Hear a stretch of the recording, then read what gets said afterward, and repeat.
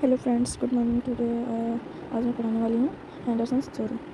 Base Anderson second semester का। ये Henderson theory given by Virginia of Henderson की 1955 में दी थी एंडरसन थ्योरी को। एंड इसका जन्म हुआ था 1897।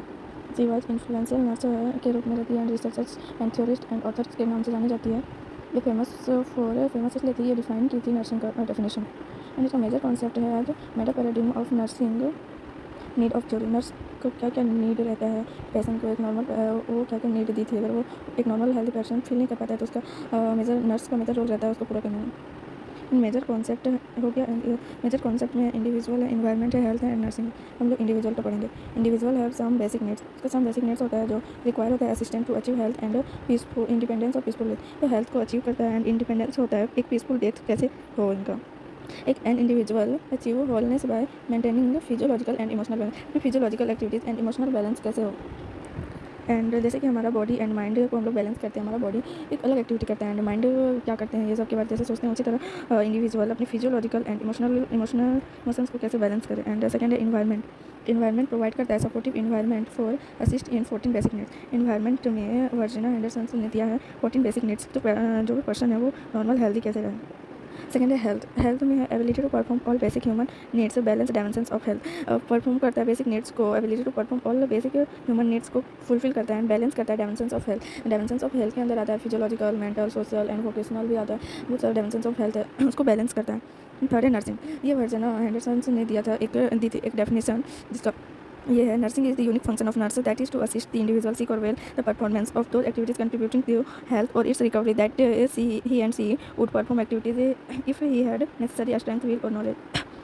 एक यूनिक फंक्शन होता है जो असिस्ट करता है इंडिविजुअल को सीक और वेल करने में एंड परफॉर्मेंस एंड कंट्रीब्यूट करता है एक्टिविटीज़ को एंड हेल्थ इट्स रिकवरी करता है, रिकवरी में हेल्प करता है एंड नेसेसरी रहता है स्ट्रेंथ विल और नॉलेज के लिए।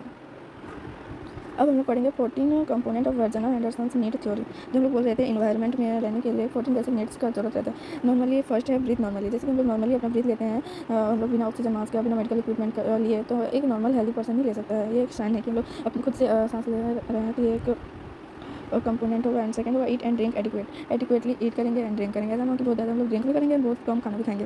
थर्ड है एलिमिनेट बॉडी वेस्ट। लोग को एलिमिनेट करना है अपना बॉडी वेस्ट को। ऐसा ना हो कि हम लोग को मेडिकल का जरूरत पड़े, जैसे कॉन्स्टिपेशन को क्या होता है तो इनिमा या तो सपोजिटरी से ज़्यादा आता है, ये सब नहीं करना। हम लोग एलिमिनेट खुद से हो, तो यही एक नॉर्मल हेल्दी पर्सन का साइन है। कंपोनेंट है move and maintain desirable posture. Move करना एंड मेंटेन होना डिजायरेबल पोस्चर, हम लोग खुद से अपने आप को मूव कर सके, किसी पर डिपेंडेंट ना रहे। ये है move and maintain desirable posture. And sleep and rest. तो नॉर्मल जितना स्लीप करना चाहिए 7 to 8 आवर वैसे तो बोलते हैं को, एंड स्लीप लेना चाहिए एंड रेस्ट करना चाहिए। ऐसा ना कि हम लोग पूरा जगह रहेंगे, किसी काम को कर रहे हैं, बॉडी को रेस्ट ना दे और स्लीप पैटर्न भी डिस्टर्ब होगा तो हम लोग का हेल्थ पे असर पड़ेगा। एंड सिक्स है select suitable cloth dress and undress. तो एक सुटेबल क्लॉथ पहनेंगे एंड ड्रेस एंड अनड्रेस हम लोग खुद से पहन सकते हैं एंड ड्रेस भी खुद ही कर सकते हैं, ऐसा ना किसी के पे डिपेंडेंट हो। नॉर्मल हेल्थ ये सारा पॉइंट एक नॉर्मल हेल्दी पर्सन के लिए बताया जा रहा है, जैसे select suitable cloth dress and undress. Seventh में है maintain body temperature with normal range bye adjusting clothing. Maintain करना है body temperature with normal range bye adjusting clothing and modifying environment. जैसे कि हम लोग को बॉडी टेम्परेचर के हिसाब से अपने क्लॉथ को एडजस्ट करना है, मॉडिफाई करना है एनवायरमेंट को। जैसे अगर गर्मी का दिन है तो हम लोग सूती का कपड़ा पहनेंगे एंड लेकिन ना पहनेंगे, ऐसा ना कि गर्मी है ठंडा वाला कपड़ा हम लोग गर्मी में पहनेंगे, ऐसा तो नहीं करेंगे। एंड जैसे ठंडा का दिन आएगा तो ठंडा में हम लोग स्वेटर पहनेंगे, अपने एनवायरमेंट के अनुसार से अपने आप को मॉडिफाई करेंगे। स्वेटर जैसे टेम्परेचर हम लोग को ठंडा लगता है तो हम लोग स्वेटर पहनेंगे, अपना टेम्परेचर को मॉडिफाई करेंगे एनवायरमेंट को।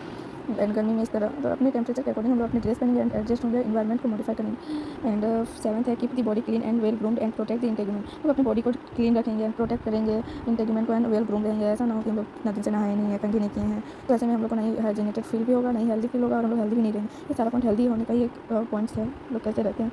तो वेल ग्रूम रहेंगे, बाल अच्छे से कट करके एंड कंघी करके रखेंगे एंड क्लीन रखेंगे, प्रोटेक्ट रहेगा हमारा स्किन वगैरह। एंड अवॉइड करना है dangerous environment to avoid enduring other. हम लोग को अवॉइड करना है डेंजर इन्वायरमेंट, जैसे अगर कोई हम लोग को परेशान करेगा या कुछ भी तो वो एक इन्वायरमेंट सही नहीं रहेगा, हम लोग को उससे दूर रहना है। और अपने साथ में अगर कोई परेशान है तो उसको भी दूर करके रखना है ऐसा डेंजर इन्वायरमेंट से। In communicating with others expressing emotions needs fears और ओपिनियन। कम्युनिकेट दो तरह, बहुत कोई इंट्रोवर्ट होता है एक्सट्रोवर्ट होता है। जैसे कि बहुत कोई अपना कम्युनिकेट करके ना बहुत कोई कम्युनिकेशन अच्छा रहता है तो अपना एक दूसरे से अपना पर्सनल बातें या तो कुछ भी वो एक्सप्रेस कर पाता है और ये करना अच्छा होता है। नहीं तो बहुत कोई डिप्रेशन में भी चला जाता है, कुछ भी किसी को कोई दुख है और वो बताएगा नहीं एक दूसरे से तो उसका मन तो खाली खाली नहीं रहेगा, हल्का नहीं लगेगा, वो अपने आप में सोचेगा, बात करेगा। इसलिए अपने इमोशंस और नीड और फियर को एक्सप्रेस करना चाहिए, ओपिनियंस होना चाहिए। लेकिन जो नहीं करता है, जैसे अगर इसको फुलफिल करते हैं या तो हॉस्पिटल में स्टाफ या तो नर्स करती हैं जो उनसे अच्छे से कम्युनिकेट करके वो अपने सारे प्रॉब्लम्स को बताती है, अपने इमोशंस फीलिंग को शेयर करती है। आप देख सकते हैं अपनी लाइफ में भी अगर आप किसी से बात नहीं करेंगे ना तो एक अपने आप से एक अजीब सा आपके अंदर वो दिखेगा, और जो बात करता है फिर उसका वो एकदम फ्रेशनेस रहेगा एंड वो हेल्दी तो ये हम बताना चाह रहे हैं कि कम्युनिकेट करके एक्सप्रेस करना अपने इमोशंस को, नीड को, फियर को एंड ओपिनियंस को।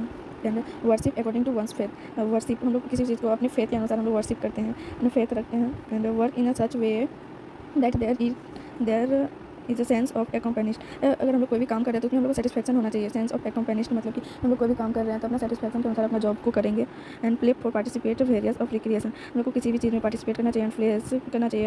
हम लोग को ऐसे में क्रिएटिविटी आएगा हमारा माइंड में कि कैसे वो काम करना है, कैसे खेलना है। अगर कोई भी प्ले कर रहे हैं तो वो नया तरीके से कैसे इस तरह से हम लोग करेंगे, सीखेंगे कि माइंड का क्रिएटिविटी, क्रिटिकल थिंकिंग भी इसमें बढ़ेगा, रिक्रिएट होगा कि हाँ ऐसे हुआ था, ऐसे करना था, पिछला बार ऐसे किए थे, पार्टिसिपेट हुए थे। तो एंड लर्न, डिस्कवर और satisfy the curiosity, use the available, अगर हम लोग को नई नई चीज़ें सीखना चाहिए, सेटिस्फाई होना चाहिए, हम लोग के अंदर उत्साह आना चाहिए। यूज़ द अवेलेबल, नई चीज़ों को सीखने के लिए हमारे अंदर में क्यूरियोसिटी आना चाहिए, तभी हम लोग कुछ भी चीज़ एक नया सीखने में एक ये रहेंगे। ये सारा है 14 points of Virginia Henderson need of theory. Basic needs होता है एंड 1 से 9 के बीच में जो होता है वो कहलाता है फिजियोलॉजिकल कंपोनेंट्स।